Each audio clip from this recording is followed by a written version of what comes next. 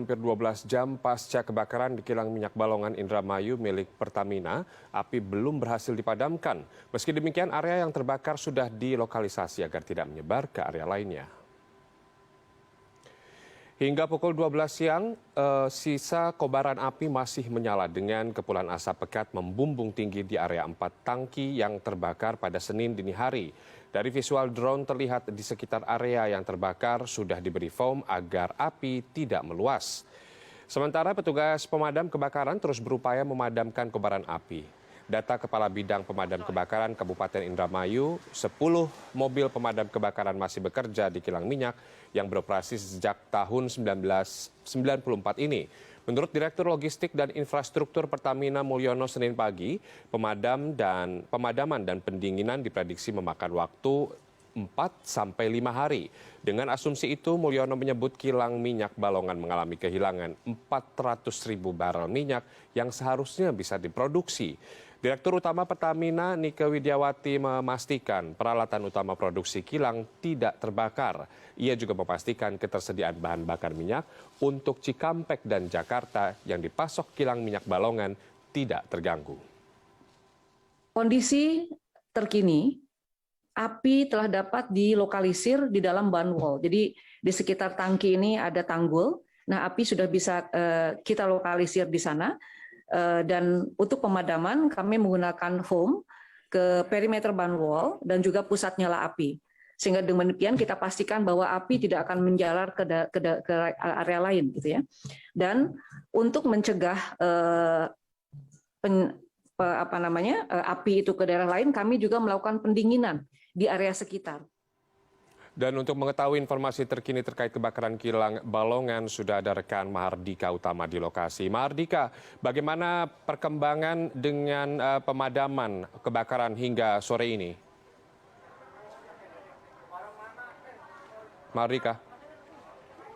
Ya, selamat sore Taufik. Sampai pukul 3 sore itu artinya sudah lebih dari 12 jam setelah peristiwa ledakan dan juga kebakaran di kilang minyak Balongan Indramayu pada Senin dini hari tadi masih belum berhasil dipadamkan. Tadi saya datang sekitar pukul 12 dan saya juga terus memantau hingga pukul 2 sampai 2.30 tadi juga masih terpantau ada kobaran api yang masih menyala dan pihak dari pemadam kebakaran masih terus melakukan upaya untuk melakukan pemadaman di titik area yang saat ini sudah dilokalisir. Ada di 4 tangki yang masih terbakar dan sudah diberikan foam di sekitarnya agar kebakaran tidak meluas ke area yang lain. Dan saat ini Taufik, saya berada di Pendopo Kabupaten Indramayu, 1 dari 3 posko pengungsi untuk warga yang terkena dampak dari peristiwa kebakaran di kilang minyak Balongan. Di belakang saya ada sekitar 300 orang lebih warga yang merupakan warga desa Balongan dan juga warga desa Sukourip yang letaknya sekitar 700 meter maksud saya dari lokasi kebakaran. Dan untuk membahas lebih lanjut saya sudah bersama dengan Bapak Dodi Dwi Endrayadi, pelaksana tugas Kepala BPBD Kabupaten Indramayu. Pak, sebenarnya ada berapa total pengungsi yang ada akibat dari kebakaran semalam? Terima kasih. Jumlah pengungsi yang tadi malam saksi kejadian itu kami evakuasi di 3 titik, seluruhnya ada 785 pengungsi. Nah, kita split dibagi di beberapa titik, satu di Bumi Patra, di Pertamina, kemudian di Islamic Center, dan di sini di Indramayu yaitu di Pendopo Kabupaten Indramayu.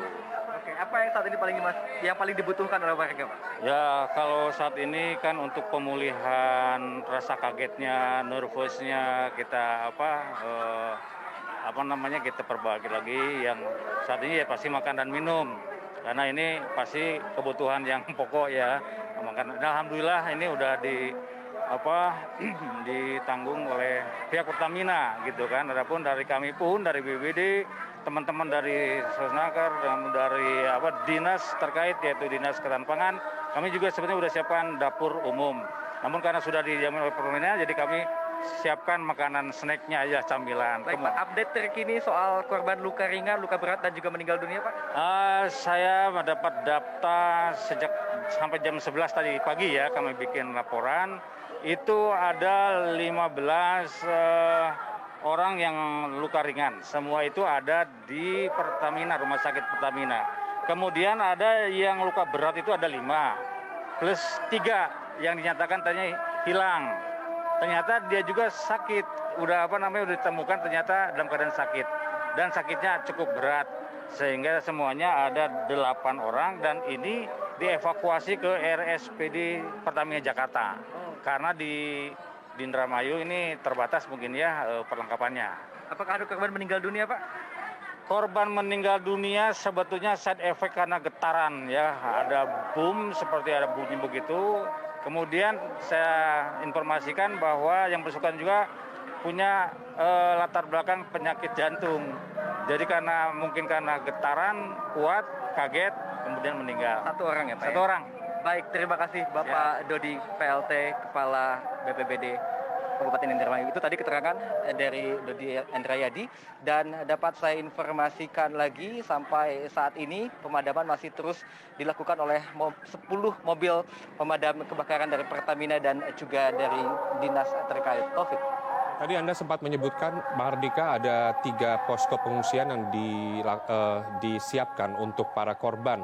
Apakah sampai saat ini proses evakuasi masih terus dilakukan, lalu bagaimana penanganannya?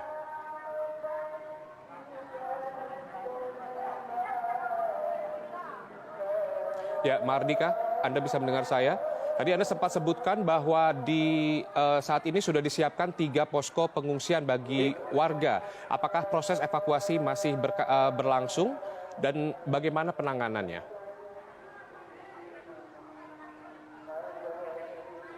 Mahardika. Ya, baik Taufik, evakuasi terkait dengan warga yang terkena dampak ini sudah selesai dan sudah tidak ada lagi warga yang dievakuasi, bahkan sejumlah orang sudah kembali lagi ke rumahnya masing-masing untuk melihat kondisi rumah mereka yang mayoritas mengalami rusak akibat dentuman yang terjadi pada pukul 00.45 dan mengakibatkan kaca rumah mereka pecah dan juga plafon dari rumah mereka juga rusak.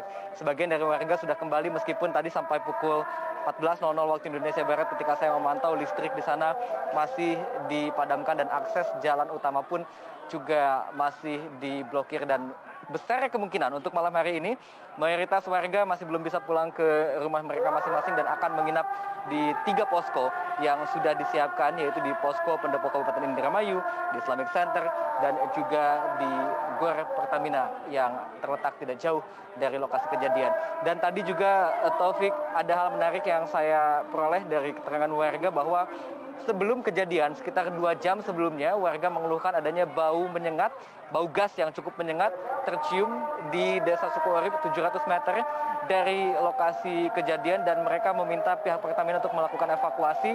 Dan ketika pihak Pertamina tengah menyiapkan evakuasi di pinggir jalan, tiba-tiba pada pukul 00.45 ledakan pertama terjadi yang disusul dengan kebakaran hebat yang sampai saat ini bahkan 14 km dari lokasi kejadian kami masih bisa melihat kepulan asap hitam dari lokasi kebakaran. Taufik.